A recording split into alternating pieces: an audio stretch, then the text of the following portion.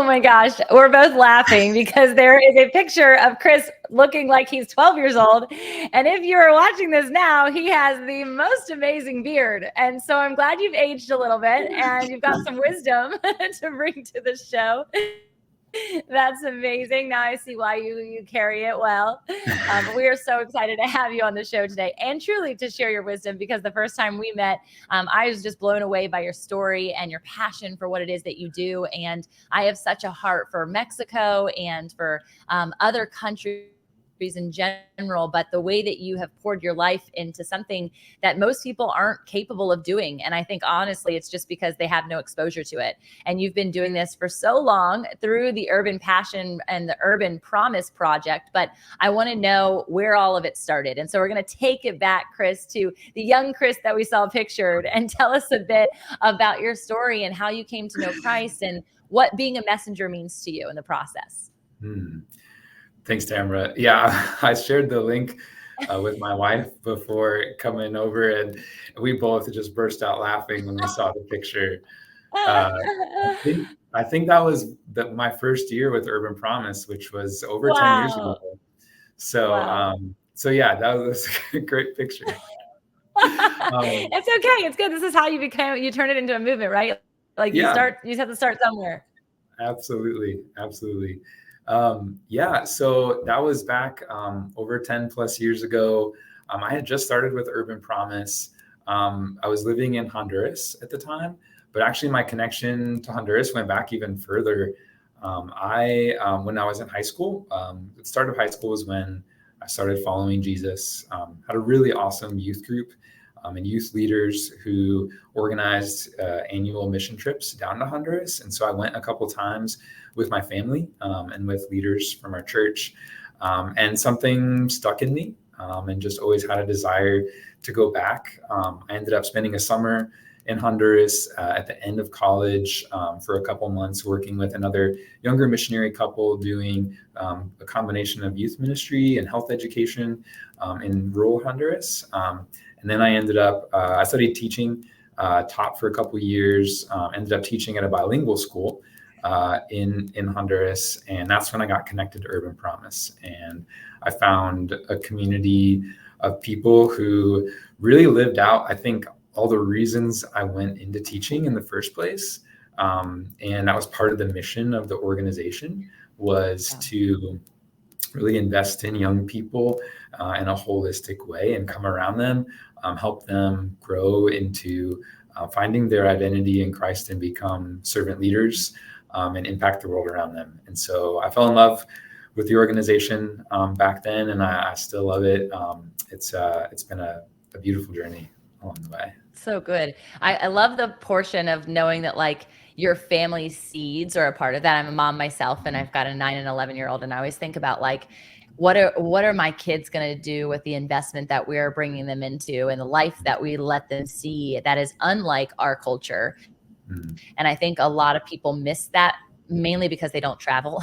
And I'm like, if you can invest in education for your kids, invest in travel so that they can be educated on what the world is actually like, rather than in the bubble that we remain in so often. So tell me about like that first experience where you kind of rocked. Like, was your value system shifted? Like, what did that look like? Yeah, I grew up in a middle-class family. Both my parents were in the military, and we moved around a lot. Always lived in nice places, and going to Honduras was probably the first time I saw a lot of physical needs presented in front of me, but also amidst kind of a material poverty, I also saw a relational wealth too, that really drew me in. I saw people who lived a good quality of life despite not having access to a lot of the things we do, a lot of things I grew up having access to. I don't know that I necessarily connected all those dots in those first couple trips as a high school student, but there were definitely seeds that were planted, and they were things that kind of planted a desire in me to go back and spend more time there. And I saw education kind of as a way to go back and serve practically in that atmosphere. But really, a lot of a lot of the people who I grew to know in Honduras ended up kind of transforming me along the way too. Yeah. Yeah. I think that that's such a beautiful like dichotomy of humility, right? Because we can go into a place and expect that we're going to be the educators. And so often they actually are teaching us so much more because we're surrendered to that process. And only God can allow that to happen, because otherwise pride and ego kind of play the main hat in those roles. Talk to us about, because I think often like when we think about ethnicity and diversity, we're actually talking about it from another lens than you being like the singular white person in a space. What was that immersion like for you when you went to stay there for an entire summer? And how did you deal with like the variations in their culture? Yeah, well, I minored in Spanish throughout college because Okay. of those early experiences in Honduras, Yeah. and was really excited to be able to go back for a longer amount of time and feel a little bit more equipped. And I showed up, and there no Spanish, like it did not work. Oh It was no. broken. And Like, ¿dónde está el man, baño? it was pretty rough. The people who I lived and worked with in community, they could attest to it. My Spanish was awful. Yeah, there was just a lot of like rocking my comfort zone. I constantly was kind of just didn't know what was going on around me. Would just go along with whatever car I was in, whatever group of people. But I had some amazing people around me. The church that I was partnering with, the young missionaries that I was working with, they really were so patient with me. There was, new foods to try. There was the language. There was just, I was working in the city of Tegucigalpa, as well as some rural areas. And so just moving around the city was like completely new. And so it was a lot of just taking it in, and a lot of just going with the flow, and a lot of just trusting the people that I was with, and trusting that God had a purpose, because I kind of felt a little useless when I first showed up. That's great. You're like, I'm sent. Like, here I am, Lord, send me. And then you get there and you're like, why am I here? What am I doing? What am I even capable of doing? Yes. So that literally makes me think so much about the disciples, so many different elements of the Bible. Did that like come to life in a new way as you watched how like Jesus literally sent people out, or even after Jesus's death, what happened where people went and walked into these different territories, but were called into certain places? How did that did you do some wrestling in that? Was it help? Was it revelatory? Yeah, I think, thinking back to that summer, kind of the starting experience for me, there was a lot of growth, both in my Spanish and being able to learn the language. But also, yeah, I think a lot of what Jesus talked about kind of coming to life for me. I mean, I stayed with families who would give up their main bedroom for me to sleep in, and they'd go and sleep on the couch. So this offer of hospitality that just went above and beyond. Or I'd go with a family, a small family in a rural area of Honduras that led a little Bible kids program. And afterwards, they'd prepare lunch for me and the missionary couple, and they killed their chicken to make chicken soup for us, which was a big deal because that chicken would normally be their provider of eggs and protein. So again, like this great generous hospitality and generosity towards the stranger was just shown to me. And I think that was part of the rocking of my world, as well as kind of, again, seeing the richness of relationship as I went. I think people were just so much more about the time and the relationship spent with you than they were concerned about a schedule or where to be next. And that really, that challenged me to think about how Jesus spent time with people. I think, especially looking back now, can really just see a lot of what Jesus modeled in those little bits and pieces of people and community that I met. I hadn't ever thought about the element of being a messenger, and we haven't really talked a lot about language and like the variations of language in like wanting to be sent. I mean, I literally have this massive map on my wall downstairs, and it's like has undulation and different coloration, and we've got the pins to all the places we've been. And I often circle the places of my heart that I just know that the Lord has illuminated for me, and I haven't taken the next step of saying, I should probably learn the language fluently or at least more. But I also believe that that idea of immersion and just getting there and just like being obedient in that, you're going to adopt, because there's different dialects, there's different slangs. You're going to learn something and you're going to go there and like, no one talks like that. I sound ridiculous. And so it's like adaptation in its finest to just be able to say in obedience, I'm going to go, even if I look goofy, even if I sound goofy. But I do think that there's a vital element of language for those who are listening, if you have that calling, because that's like, I always come to a call every time, Kris, with like a desire for how's the Lord going to convict me? How can he mature me? And I really feel like that sense of like, you want to go somewhere. And I have like this much un poco, el poco. See, I don't even know. I got a little bit, y'all. I got a little bit. And so it's encouraging me to be like, okay, I need to get my Duolingo practice back on. And honestly, at the end of the day, it's just being there with the people. So speaking to something a little bit different and pivoting and 10 years, okay. 10 years with any organization is a long time. And a lot of people who come on the show are entrepreneurs. And I think that when I spoke to you, that was like, I hear that, like, I see that entrepreneurial like fire inside of you, that you've been able to really do a lot with the organization from an ideation and an implementation perspective. So it's really called entrepreneurship, right? It's like being inside of an organization that's been established and then being able to like go and grow that. Talk to us about what that process has been like and being able to expand Urban Promise. Yeah. So kind of as I started with Urban Promise, one of the kind of my first big role in that, or in the organization, was starting up a new program we called Urban Trekkers within the organization, which really kind of took a lot of our youth development to the next level. There's already a ministry established. There's already a lot of programs. We have after school camps that run kind of throughout the year, where kids come and they have a safe place to get extra homework help, tutoring, but also they're getting extra classes.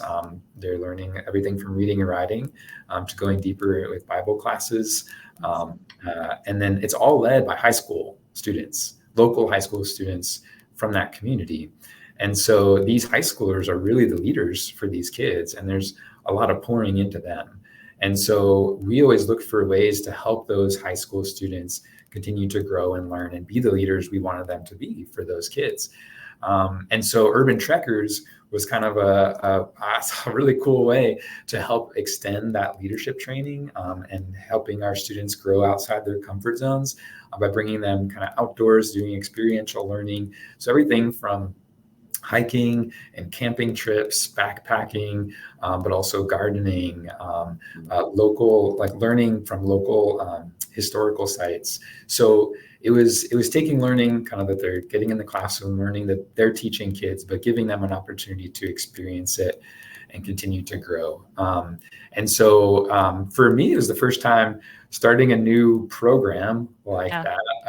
Had to do a lot of fundraising through like my contacts and churches and people back home that I knew. And it was a lot of kind of learning some of the skills of just how do you communicate that back to people, like the impact back to people back home who are getting towards this. How do we think of ways to make this sustainable?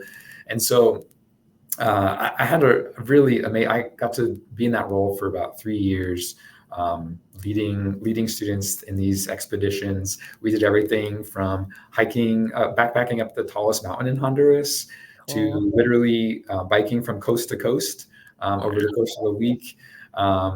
We would do service learning trips to the city where our students from Honduras are serving other parts of Honduras. So it just the amazing experiences. Like I have a plethora of stories that just show kind of the impact, I think, of those experiences for those kids.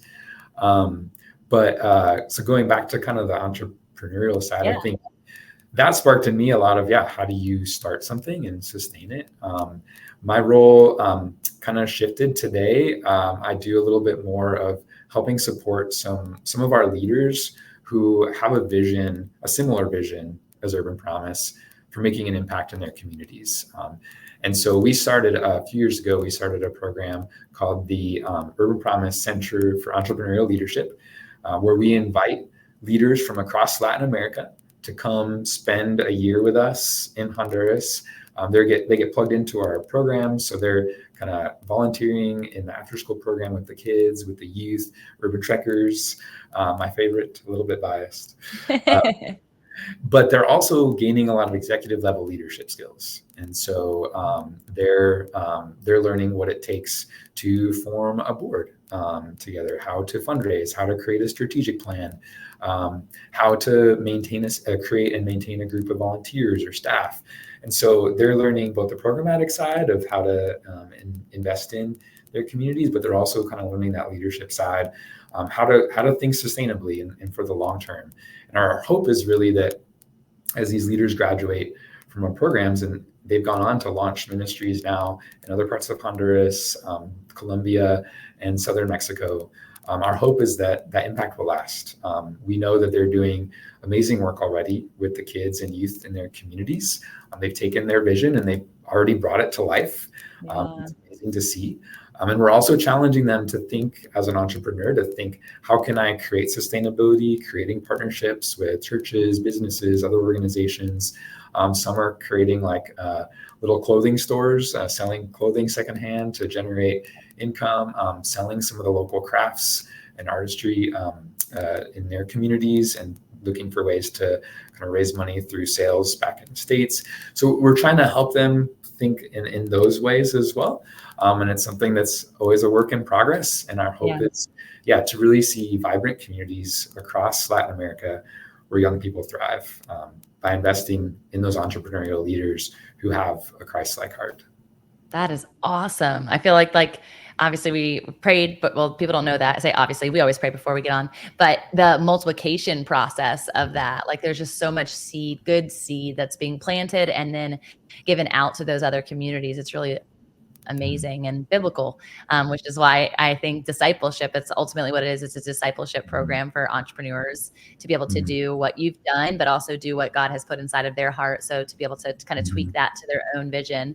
I'm curious, as you are working with them as well as with the students and all of that, I think what intrigues a lot of people about going to other countries and investing in other communities is there seems to be, in my opinion, just a move of God. God moves in such a different way, and he's not moving differently. He moves the exact same way here. We just don't have the eyes to see or the ears to hear.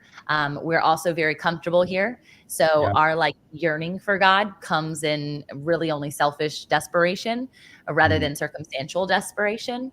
And so can you tell us either a story or process through what have you seen that is variable to when you come home to versus when you're there?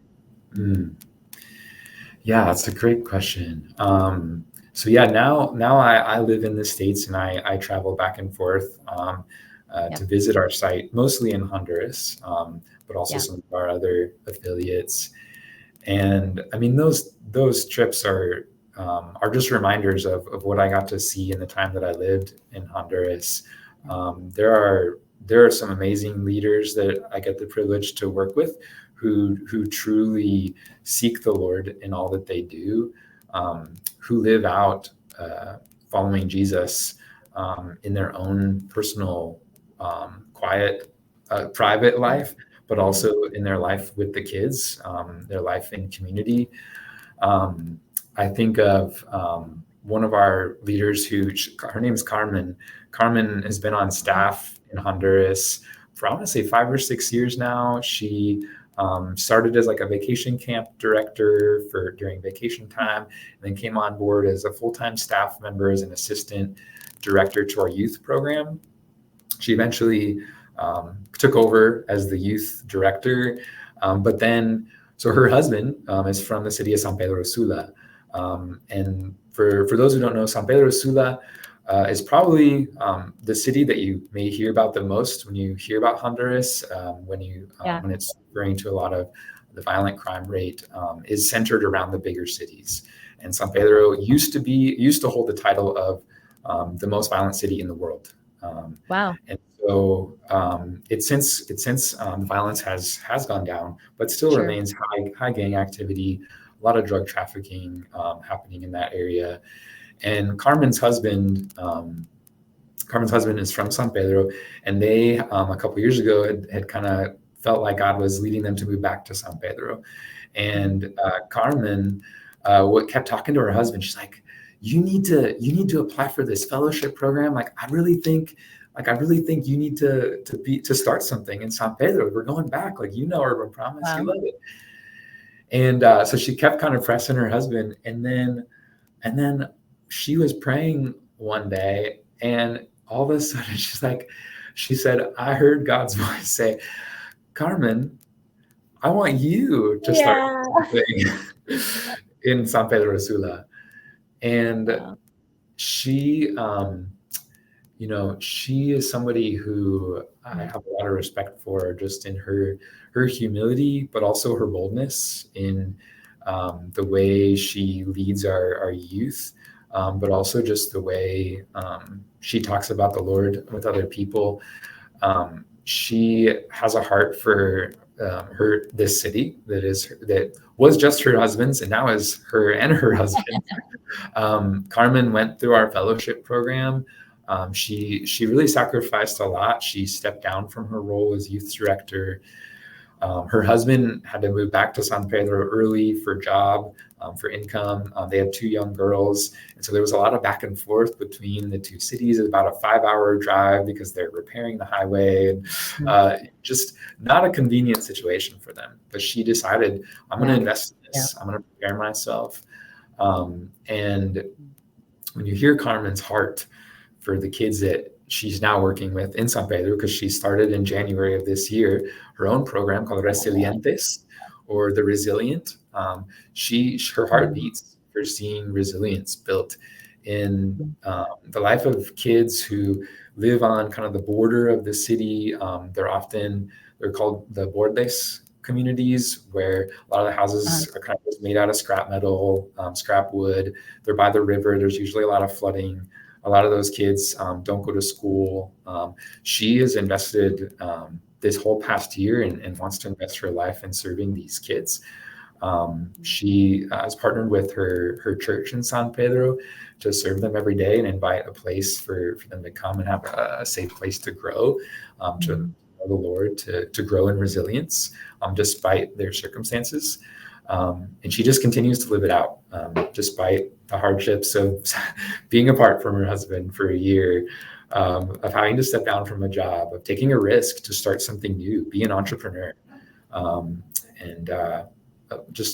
privileged to get to work alongside. It's so beautiful. And there's going to be so many more like Carmen. Yeah. Right. And that's what's so beautiful is like she's paving the way. She gets to be an amazing testimonial for Urban Promise. And also like that hope that's continually instilled in you as a leader to be able to say, okay, it worked here. Let's keep the fire going. Yeah. I think that is something that as a messenger, as somebody who's always like on the move for my movement, I'm like, okay, I just need that little bit of twinkle. Like it doesn't have to be dynamic, and Carmen is surely dynamic, but it's like those little bits of along the way that help you to just stay in, to have our own sense of resilience and grit, to say, God, I know what you said is bigger than what I'm currently living. And so call me deeper and call me greater into the promise. Yes. I know now, because you're not in Honduras, as you mentioned, you're back here in the States full time. You're in Nashville. Can you talk to us about how you're doing that even in the States? Because I think some people listening, as much as I want you to have a global mindset, I still think we're really like nationally focused or locally community oriented. And I think that that's beautiful. We need it clearly based on the state of America. And there really are some places like you're mentioning with like the style in which people are living is actually happening here in America. So talk to us about Urban Promise Nashville and how we as a community can get behind that, adopt some of the principles that you guys have in our own missions, but also be able to support what you guys are doing. Yeah, so Urban Promise started about 35 years ago in Camden, New Jersey, actually. And the model has spread throughout the US and then internationally as well. I think I've lost count now, but I think like over 30 affiliates internationally, many of them here in the States. One of them is Urban Promise Nashville.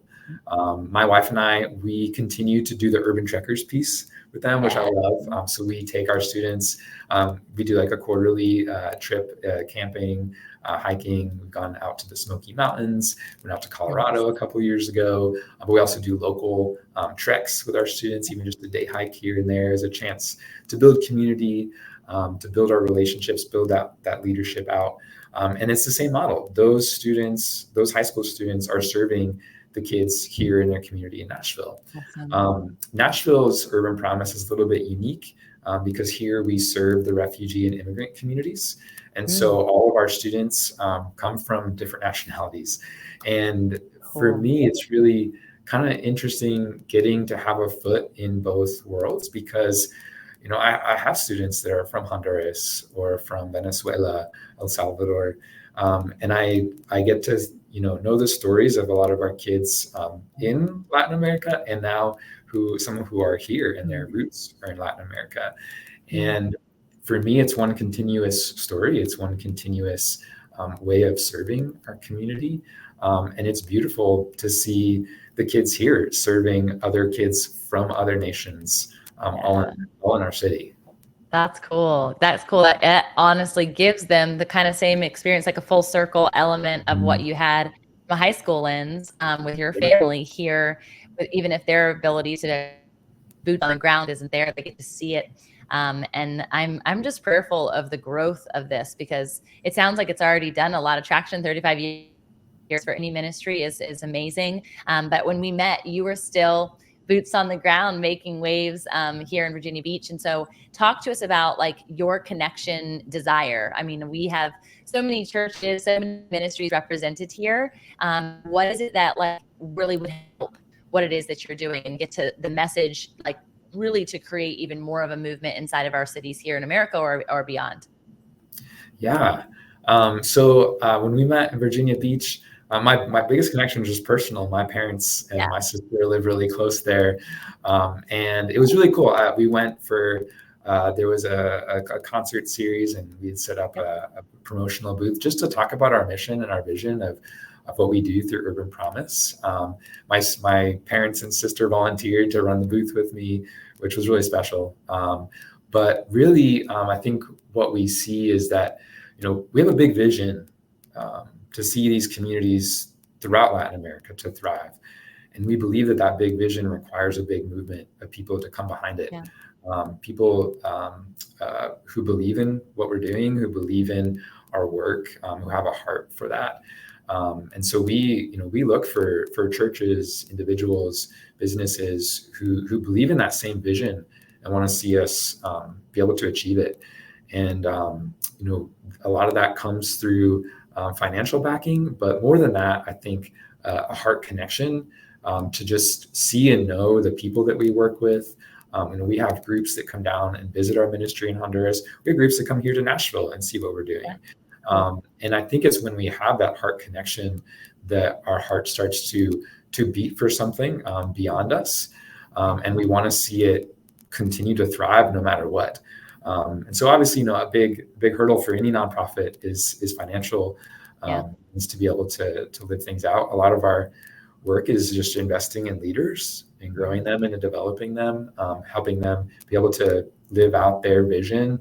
And they need a way to survive economically as well. So being able to pay our staff. But also, there's been so many cool connections that have just come from others visiting our site and realizing that they have a passion to help develop a new program for sustaining, creating a small business plan with some of our staff to help them see, hey, I can create a little bit more sustainability and serve my community through this means. We had a group, very simple example. We had a group that came down that loved golf and brought golf clubs to our campus in Honduras. And as simple of a thing as it was. We did a golf clinic day of teaching these kids at this one particular camp that was from a village outside of the main city called La Pintada. These kids are probably in the lowest economic class in that area. They're from Mayan Chorti descendants. And kids from La Pintada had never touched a golf club. And all our staff, after they saw them, hitting the golf club, just swinging throughout the day, these business leaders came in and taught them for the day and left the golf clubs behind. Our staff said, man, we have always seen golf as like this high class thing that only like the really rich might do this. I think there's one big golf course in Honduras, like along the coast. But imagine our kids from La Pintada getting to touch a golf ball and golf club and say that they know how to actually play golf now. So even just restoring some dignity in small ways like that, for me, are beautiful moments to lift up the kids and the youth that we work with. So that's such a good story, such a visual. Yeah, that's so good. And I do think, as you were talking about, like just getting connected to the heart and understanding that, and you guys can go to their site. You guys obviously know, when you're listening, all the links are below to be able to do so, but to be able to go and just like witness and see some of the pictures and to put your heart in that space, there might be so many different facets of this conversation that Kris and I had that kind of pique your interest, whether it's the educational side, whether it's the entrepreneurial side, whether it's the development side, whether it's for the children or for the leaders, like, or the explanation of actually like expanding other people into different cities and territories. There's so much here. There's so much rich opportunity for people to get invested. And I don't often do like a request of investment or anything. I've never actually done that on my show, but really feel the call that if you guys feel led to give, like this is a season of generosity that our communities are in need, and it's both here and it's abroad. And for us to be able to sow good seed into organizations like this that we can trust, we're willing to sow seed into getting these and our lattes or our clothes and the things that we actually don't even need at all. And so this is a need. This is a dire need. If you're thinking about a child living in a hut on the side of a stream that's going to get flooded, and like every time that I get to go abroad and I get to do missions work anywhere, it blows my mind. And I can't wait to take my kids on their first expedition, their first trek in some capacity with Kris and your all's crew, hopefully in Honduras. And so it wouldn't be too far away from where we visit our family in Guadalajara. But this has been such an awesome conversation, and just really, I love the pace of it. And I hope that people are drawn into that. It's different. It's been different. The conversation has been different than a lot of the people that we interview. And I love that part. It was one of the reasons I wanted you to come on the show. I'm like, first off, you're phenomenal at quick fire questions. and secondly, just the depth, like the heart of how you answer a question is so eloquent. And so I just appreciate the pace and the rhythm in which you respond. And I know that it comes from such a well of just sitting with people and wanting to honor the process, the organization, and the work that you get to do every single day. So we're grateful for you and your wife. I'm so grateful that you got to come on. Is there any like final things that you're like, I was really hoping I was going to talk about X, Y, and Z, but our conversation went this ABC? Oh man, I didn't know what we were going to talk about, so I didn't have anything in mind. But I just want to say even better. Yeah, I just want to say thank you, Tamara. It was really awesome. You asked great questions. I remember that in Virginia Beach, and so just thank you for giving us the opportunity to share a little bit about our vision and what we hope for. So I love what you're doing. Absolutely. Yes, thank you so much. Well, you guys can get invested in the projects they have going on. Definitely check out urbanpromishonduras.org. And I'm sure from there, Kris, can we go to all the other places and locations that it's offered? Okay, awesome. I love the main screen image. It just brings me such joy. I'm like, I want to be there. I want to be on a trek. I need to do that right now. I feel like I need to go get my toes outside and go grounding just to be able to be in that space and that rhythm and that cadence that you offer. But I am in Nashville way more often than I am in Honduras. So I'll have to come see you and see what you're doing. Yes, I also am a part of something called the Citywide Initiative. And the Citywide intention. And I'm on the relational flourishing board. So when you're mentioning just the relational capital that you saw in the people's intrinsic joy versus the extrinsic kind of consumerism element that we have often here. But our intention is to go into these big cities and breathe life into some of these different arenas. And so I really think that there's a connection point there for you to get invested, to see how do we develop opportunity, because it's very much business oriented, but the businesses have really beautiful, rich missions. And I think that this one would be an amazing one to have integrated. So I'll surely connect you there as well. Thank you. Love that. Yeah, sure thing.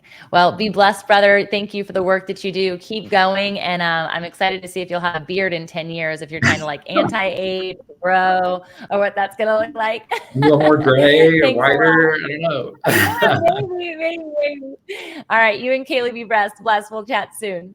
Thanks for being Tamara. here. Bye. Bye, y'all.